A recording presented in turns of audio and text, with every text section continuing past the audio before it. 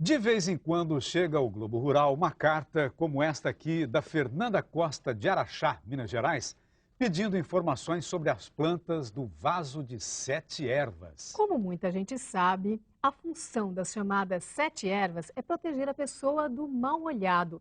Mas quem acredita em mal-olhado? Os repórteres José Hamilton Ribeiro e Jorge dos Santos saíram por aí perguntando. Eu acredito. As pessoas simples que passam numa rua como essa, no centro de São Paulo, parecem acreditar no mal-olhado. Agora, será que um outro mais estudado, numa certa posição na sociedade, também pensa assim?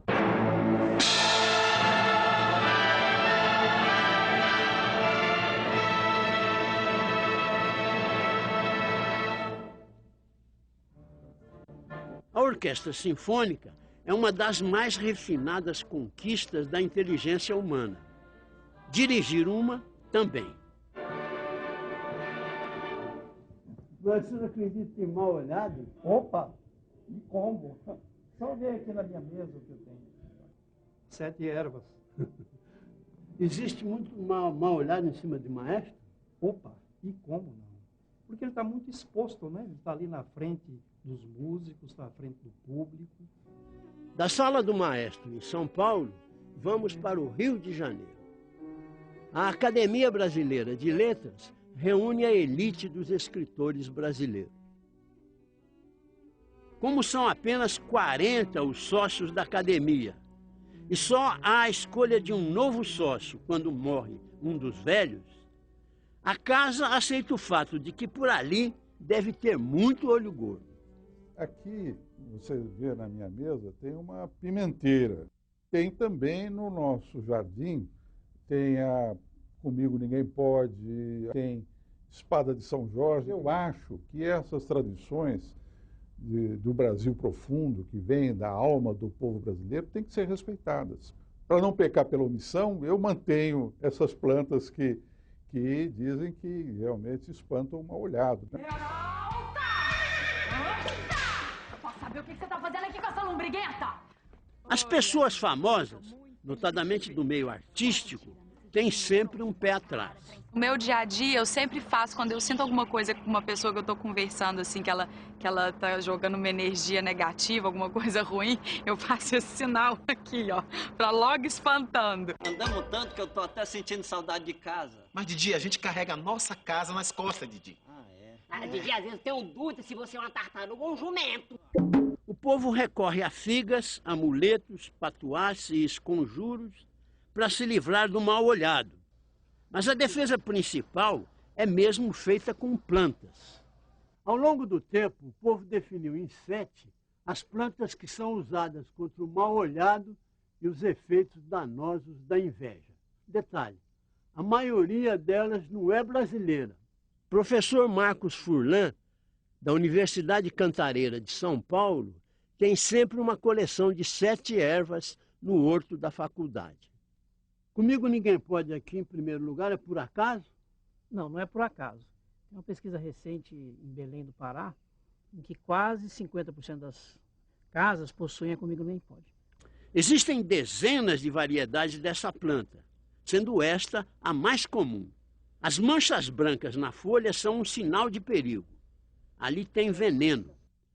É muito comum ocorrer acidentes domésticos com essa planta, atingindo principalmente as crianças. Nem mesmo animais podem comê-la. Nem pensar em pôr na boca. Nem pensar em pôr na boca e nem, às vezes, colocar a mão, porque já tem um processo alérgico quando coloca a mão. Já a espada de São Jorge não faz mal a ninguém. Até dizem que cura dor de coluna. Basta espalhar algumas folhas embaixo do colchão.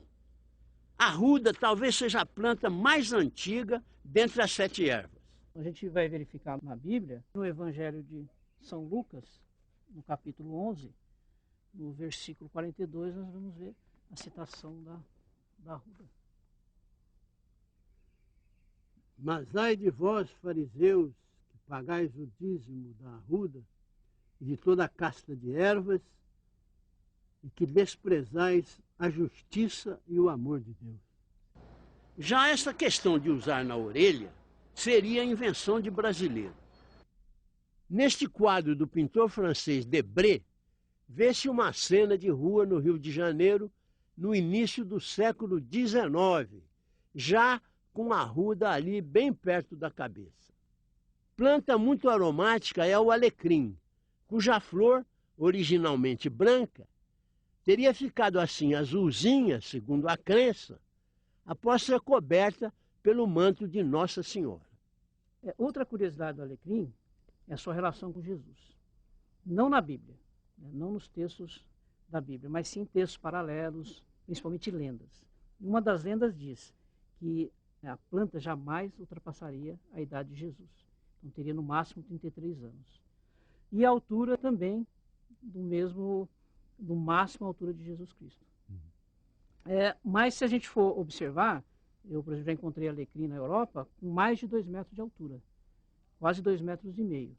E essa questão da vida, geralmente ele vive de 10 a 15 anos, que é uma planta perene, mas não uma vida tão longa quanto uma oliveira. A Guiné, em alguns lugares conhecida como planta do Congo, também tem princípio tóxico, como a Comigo Ninguém Pode. Sexta planta da lista é o manjericão. São muitas as variedades de manjericão, todas comestíveis. Por fim, a pimenta. Por ser planta resistente, o povo diz que ela só se abate quando o mal olhado, do tipo seca-pimenteira, é forte demais.